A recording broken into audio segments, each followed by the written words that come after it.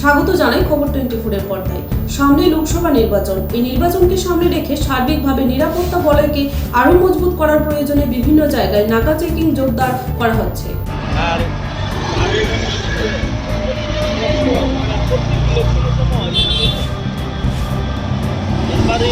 বিশেষ করে এসএসটির এর তত্ত্বাবধানে চলতে থাকা এই নাকা চেকিং অত্যন্ত গুরুত্বপূর্ণ হয়ে উঠেছে। তবে রাজ্যের বিভিন্ন জায়গা থেকে অভিযোগ উঠছে, অধিকাংশ ক্ষেত্রেই এসএসটির এই নাকা চেকিং গুলোতে কর্তব্য পালনরত ব্যক্তিরা সঠিকভাবে নিজেদের দায়িত্ব পালন করছে না।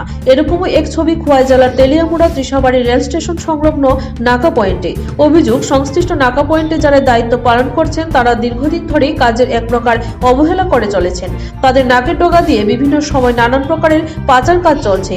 অভিযোগ এরকমটাই। গতকাল তেলিয়ামুড়া রেল স্টেশনে গাঁজা উদ্ধার হয়েছে। স্বাভাবিকভাবে রেল স্টেশন সংলগ্ন নাকা পয়েন্টের ভূমিকা প্রশ্নের মুখে। সংশ্লিষ্ট নাকা পয়েন্টে গিয়ে দেখা গেছে দায়িত্ব পালনরত কর্মীরা কেউ বা মোবাইল নিয়ে ব্যস্ত, কেউ বা পাশের দোকানে বসে আড্ডা দিচ্ছেন। তাহলে প্রশ্ন ওঠা স্বাভাবিক, দায়িত্বটা কিভাবে পালন করা হচ্ছে?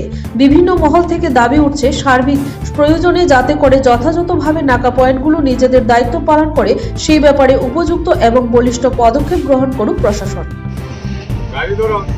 ধরেননি ও বইরেছেন দি কই খাইতেছেন? কই খাইতেছেন? কখন খাওয়ান টাইম না?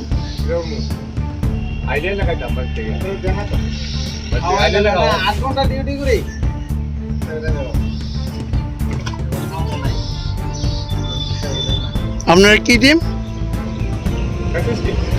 নাম কি দা?